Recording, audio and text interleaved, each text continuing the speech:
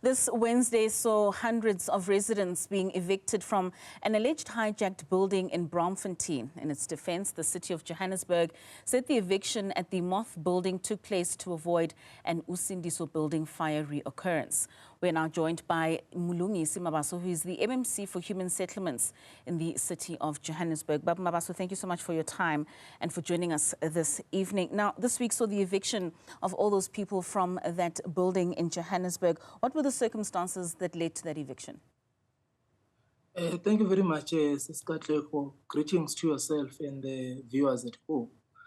Well, the City of Johannesburg approached the court when they wanted to gain access into the building so that they are able to assess the condition of the building and to look into the living condition of the tenants that were actually residing inside that particular property.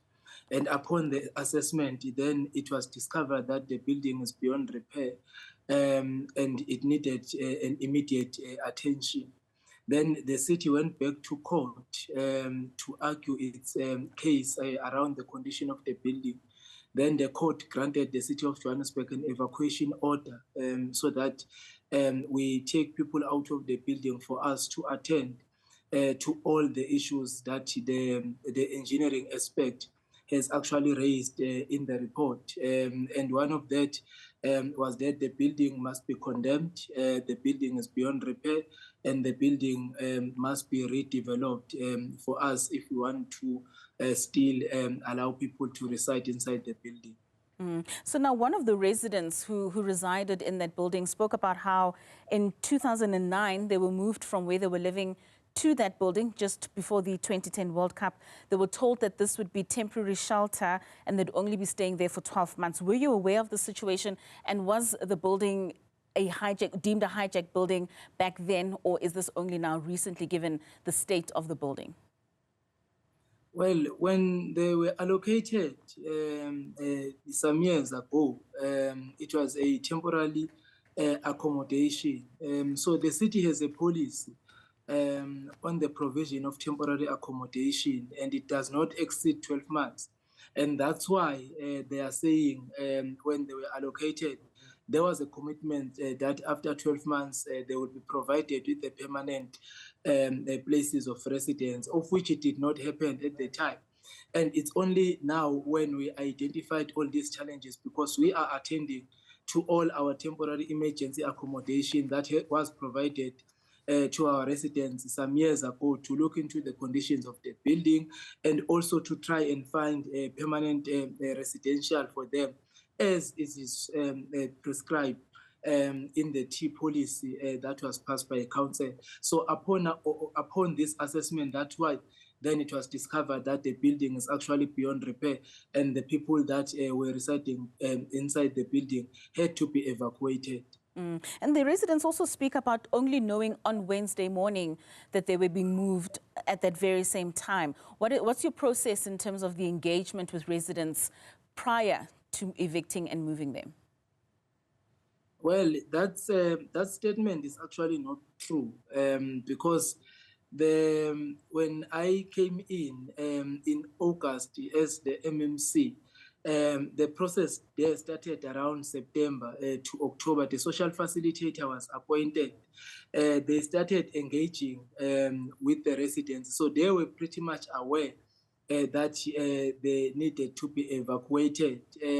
Because for us to determine even the affordability of the people that are being allocated into rentals, and to look into the people that actually cannot afford to pay rent, and also to check the nationality of the people, it takes time. So we've done all that particular exercise. We did the audit, we did the vetting, we did the pre-screening, we identified South Africans, we identified foreign nationals, we also looked into their socio-economic status and everything else. So all those exercises takes time, and they cooperated into that exercise. So they were part of that particular process. So it is not true that they only knew Wednesday.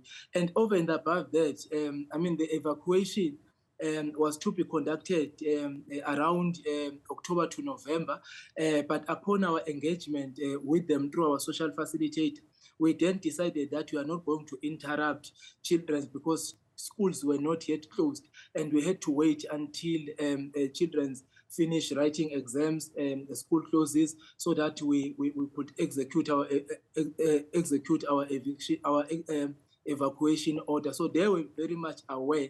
They knew that the evacuation was going to happen, and they had cooperated with all the processes that we had engaged on. So they were very much aware. Maybe it might be those that were actually resisting, because even when we arrived on Wednesday morning, there was certain individuals that were trying to prevent us from executing the evacuation order. So those had a lot to say, but the bottom line is that they were all aware because they participated in all the assessment and the vetting and the pre-screening processes that we had embarked on with them. So maybe let's just talk a little bit about the challenges of hijacked buildings that you are experiencing, especially within the inner city of Johannesburg. What strategies are you putting in place in order to prevent future buildings from being hijacked, while you're working on those that are currently being hijacked in restoring them back into the hands of the city and the rightful owners? Well, we are working with our law enforcement agencies. There are operations that are conducted in the inner city to look into the conditions of the building, to check if there are illegal connections and so forth. So our public safety department is the one that is leading with those particular operations, because that's how we easily identify the building that are hijacked and the bill building, but also revenue. When they do revenue collection drives within the city and the inner city, that's how we also identify this building. But we also, through a group forensic investigation unit, there are also whistleblowers. So certain residents, they do report, all the illegal activities and shenanigans that occurs within the inner city, which then warrants an investigation. And some of the building, we identify them through those investigations. And I mean, with just the work that you've been doing over time with regards to hijacked buildings, are you finding who is hijacking these buildings? Well, it's very difficult to make that determination because, when we ask people to provide, sufficient information for us to open cases for arrest and prosecution, they do not cooperate, and some, they cite obvious reasons that they are concerned about their safety, because should they start to speak out, then their life will then be threatened. So those are the challenges that we are encountering. But we are still making that call to say our residents should assist us, to provide with more information, so that at least we start, making arrest and prosecuting those people that are hijacking buildings, because it is a very huge syndicate, and it's very difficult to identify them out in an absence, of the evidence and the sufficient information, because other people they don't allow the tenants to deposit monies into their bank accounts. They collect them, as cash, and it's very difficult then to trace that particular transaction if it's a payment is made through a cash payment. So that's what makes it a bit difficult. But we rely on the tenants and the residents of Johannesburg to assist us, so that we arrest these people that are hijacking these particular buildings. But MMC, where are the loopholes? What's making it so lucrative and so easy for these syndicates to flourish in the way that they're flourishing? Are they charging less rentals? Is it the use of threats towards the people that occupy those spaces? How are they moving on with these syndicates? Well, they are actually extorting our residents. It's more on the threats that our residents are subjected to, because should they start to speak out, they cannot then guarantee their safety. But I can safely say that they are paying more than what is actually required, looking into the conditions of the building. You cannot expect people to pay 1,000 rand, in a building that got illegal connections, where there is no waste management, where there is leaks everywhere, where there are illegal structures erected inside, where the elevators are not functioning, and people are expected to use, the staircases to go to the roof top of the building. So they are charging them quite a lot of money. It's just people are afraid to speak because their life is actually threatened, and they cannot guarantee their safety should they start to speak out. Any collaborations with the private sector with regards to refurbishing these buildings and giving decent housing to people who are able to pay these amounts that you say are exorbitant under the conditions in which they're currently living in?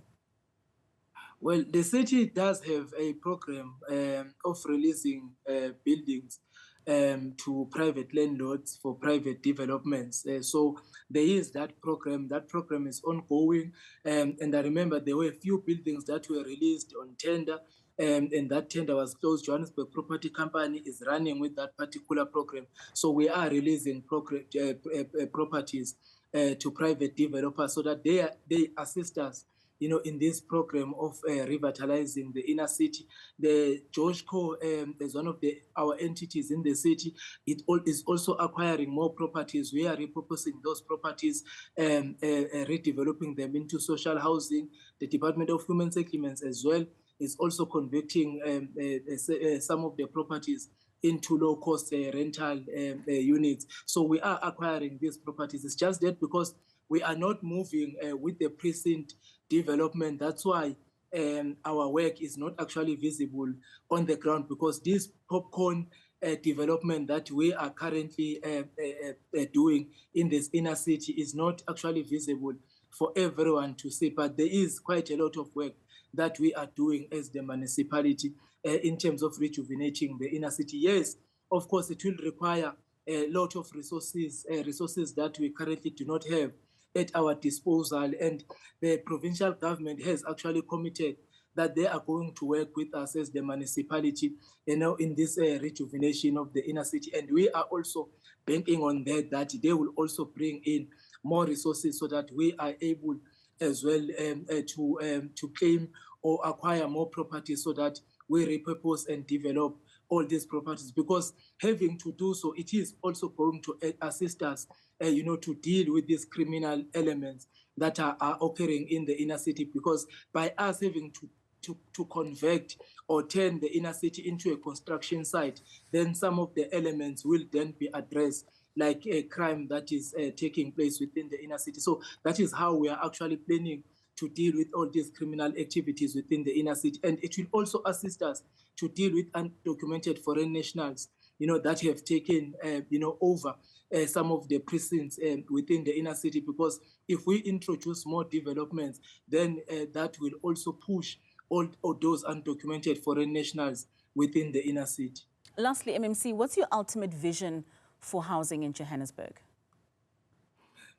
Well, for us in the city of Johannesburg is to see the Department of Human Settlements addressing the backlog, attending to all the needs of our residents. We are actually introducing programs that will accommodate different constituencies within the city of Johannesburg. We are dealing with the upgrading of informal settlements for us to improve the living condition of our residents in the informal settlements. We are introducing more resources in the mega project so that we deliver more units for us to deal with the backlog of 1996 and 1997.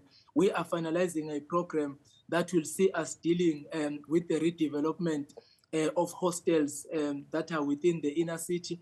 We are building or constructing more of the social and low-cost houses so that we are able to deal with those that are in the gap market. In our mega project as well, we are introducing service stands for those that will afford to build houses for themselves. So there are quite a lot of projects and programs that we have introduced so that we are able to accommodate more residents in the city of Johannesburg that are actually in need of houses. Because the reality is that is not only those that requires RDP houses that we are actually dealing with. So there are quite a lot of residents in the city of Johannesburg that are looking upon us to provide them with decent accommodation. And that's why we are introducing these different programs, so that we are able to provide houses for everyone in the city of Johannesburg, because it is their constitutional right, and the Constitution does not say we need to look into their social status. It says everyone has a right to adequate housing,